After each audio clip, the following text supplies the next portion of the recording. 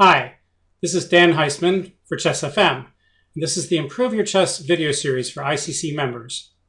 If you've been following our series, you know we have almost 300 videos in the series.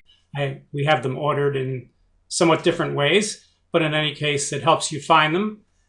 If you've been following the series, you know there's probably at least 10 different things that we do. You know, sometimes we play games against computers.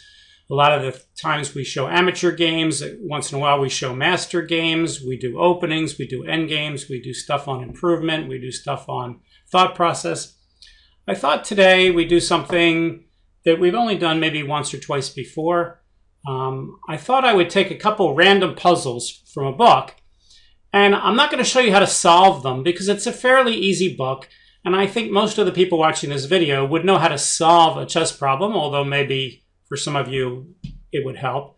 But a lot of you complain to me, oh, I get these problems in the book, but in the game I miss them. And there's lots of reasons for missing a problem in a game that you see in a book. Maybe you're playing too fast a time limit, so you don't have time. Maybe you're playing too fast even if you have a slow time limit.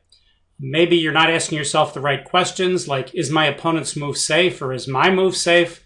And I know most people from testing them don't consistently ask if their own move is safe, and therefore they allow easy tactics even if they could solve them easily. Another big reason people miss tactics in games that they could solve in books is in a book you know there's an answer, so you keep going until you try to find it, until you solve it. And if you stop in a game just because you have to sacrifice, let's say, the exchange, a rook for a knight or a rook for a bishop, and say, oh, I don't want to do that, rooks are worth more than bishops, in a puzzle in a book, you know that, oh, maybe I have to start out by sacrificing a rook for a bishop and then see what I get. Good players don't make that mistake. That mistake is called a quiescence error. Good players don't make quiescence errors. When they look at a problem in a game, a puzzle, they say to themselves, if I give up this rook for the knight, is there any reason I should look further? Is there anything that tells me that there's further forcing moves, further force checks, captures, or threats that would tell me I should keep looking, because maybe I'll give up a rook for a knight, but then I'll win another knight and I'll end up way ahead. So they don't stop just because the first move loses material. So again, that would be a quiescence error if you stop there.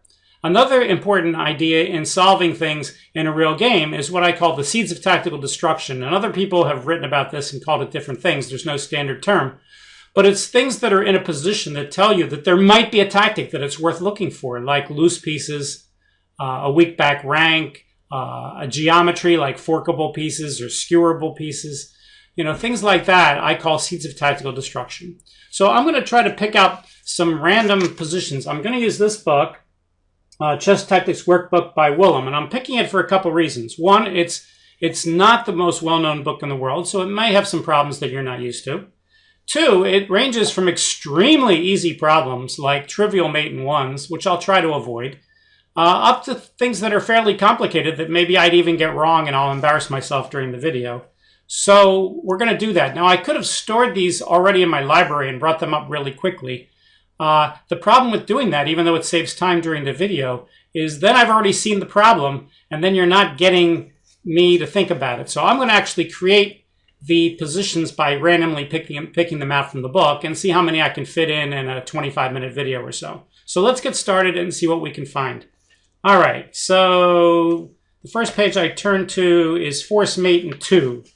All right, so let's take the final problem in here. Now here you know there's a mate in 2, so that's different. And the next problem, we won't do a mate problem.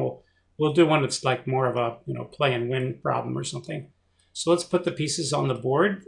Start out with the white pieces. By the way, when I do this with my students, and I start putting the white pieces on the board, they start yelling at me, white's winning, white's winning. And the reason white's winning is because white has all the pieces on the board and black doesn't have any, and that certainly gives you a large material advantage.